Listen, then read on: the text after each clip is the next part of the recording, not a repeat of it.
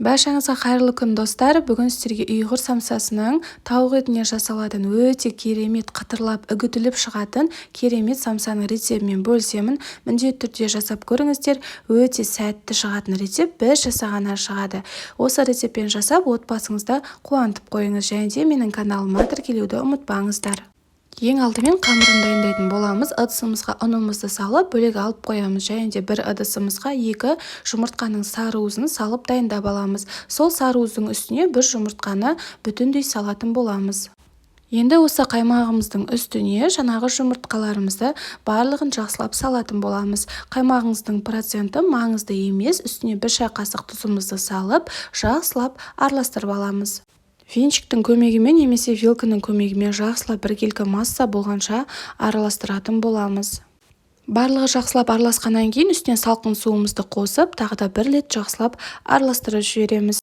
Ендігі кезекте ұнымыздың үстіне сары майымызды немесе маргаринімізді жақсылап ортасын ашып, барлығын салатын боламыз. Қолыңызбен үгітіп, жақсылап крошка жасаймыз. Егер де маргариндеріңіз морозильниктен шыққан өте қатты болса, үкіштен өткізіп алсаңыздар да болады.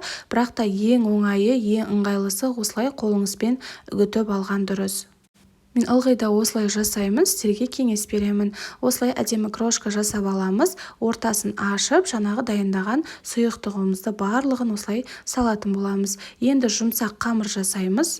Қамырыңызды илеген кезде сұйықтығыңыз бен ұныңызды бірден илеп жібермеңіздер, яғни бір-біріне бірінші біріктіріп алуымыз керек. Сол кезде жақсы қамыр шығатын болады. Мінекей осындай жұп-жұмсақ қамыр шығады. Столымызға түсіріп алып, барлық қамырымызды алып, жақсылап иін қандыратын боламыз. Құрметті менің көрерменім, дәл осы видеоның астына описание бөліміне толық рецепті жазып қалдырамын, сол жерден қарасаңыздар болады. Ендігі кезекте қамырымызды осылай дөңгелетіп, целлофанымызға салып, тоңазытқышқа 30 минутқа қалдыратын боламыз. Міндетті түрде дәл осы рецептпен жасап көріңіздер, өте сәтті шығады.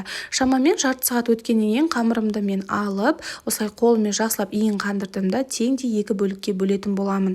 Егер де сіздерде граммовка болса, екеуін теңдей қылып бөліп алсаңыздар болады. Мен бірақ осылай көз мөлшерімен бөліп, әрбір қамырымды қолыммен жақсылап қайтарып, екінші қамырымызды целлофанға кигізіп, қайтадан тоңазытқышқа қоя тұратын боламыз. Бірінші қамырымызды міндетті түрде ұнымызды сеуіп, жақсылап жайып шығамыз. Қамырымыз өте жұмсақ, сонда иілгіш болып тұрады. Міндетті түрде ұнды сеуіп отырып жайыңыздар. Шамамен 2-3 минуттың ішінде өте тез жайып тастайсыз.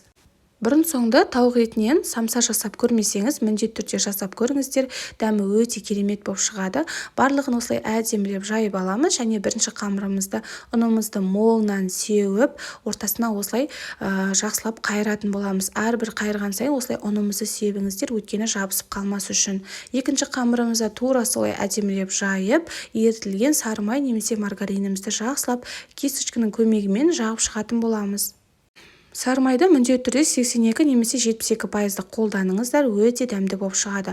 Қолымызбен барлық жеріне әдемілеп жеткізіп жайып шығамыз да, жаңағы дайындап қойған бірінші қамырымызды жақсылап үстіне орналастырамыз.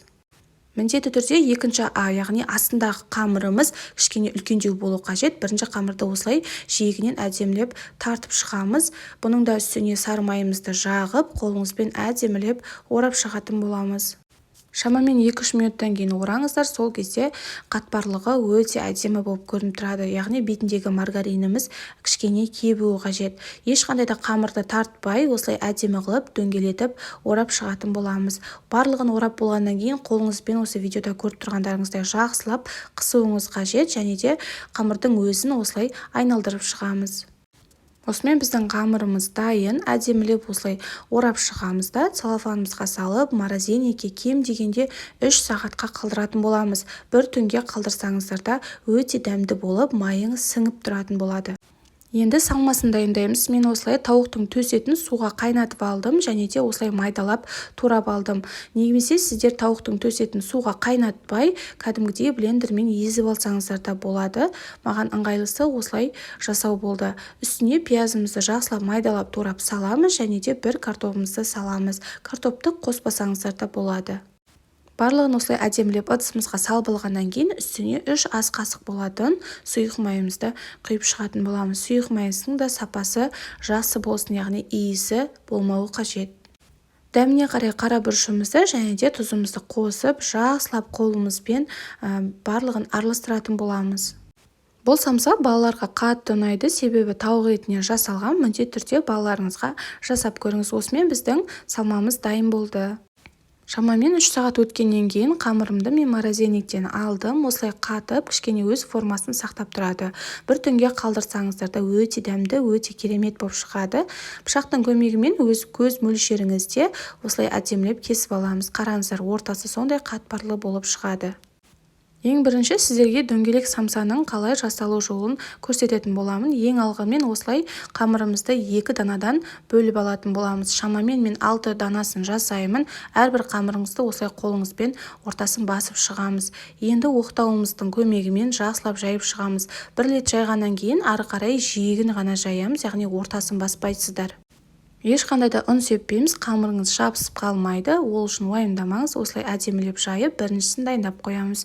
Екіншісінде тура солай ортасын қатты баспай, жиегін осылай әдемілеп оқтаумен жайып шығамыз. 2 қамырды бірдей қылып осылай әдемілеп жайып дайындап аламыз да, үлкен ас қасықпен осылай салмасының ортасына салып шығамыз. Салмасын салып болғаннан кейін жаңағы екінші қамырымызды бірінші қамырдың үстіне дәл осылай кигіземіз. Және де жиектерін бірдей қылып, қолыңызбен тартып, бірдей қылып қойып қоядыңыз. Ұйғыр самсасының қалай өте әдемі болып түйілуін сіздерге оп-оңай әдіспен қазір көрсетемін. Біріншісі осылай қолыңызға алып, барлығын бірдей қылып аламыз. Сосын кез келген жерінен қолыңызбен қысып, ішіне қарай қайтаратын боламыз. Қысқан жеріңізді қайтадан ішіне қайырасыз, қайыра отырып қысасыз. Дәл осылай оп-оңай әдіспен түйіп шығатын боламыз. Саусағыңызбен қамырды басқанда ішіне қарай қайтадан басасыз. Мінекей видеода көріп тұрғандай басасыз, қайырасыз. Басып отырып ішіне қарай қайырып отыратын боласыз. Ең біріншісінде жасай алмауыңыз мүмкін, ол үшін уайымдамаңыз. Екіншісінде, үшіншісінде міндетті түрде әдемі болып шығады. Дәл осылай барлық самсаларымызды әп-әдемі қылып түйіп шығатын боламыз. Піскен кезде жиегі өте әдемі болып шығады. Құрметті менің көрерменім, менің каналымда самсалардың өте керемет, өте көп түрлері бар. Дәл осы видеоның астына ссылкасын қалдыратын боламын. Міндетті түрде қарап шығыңыздар.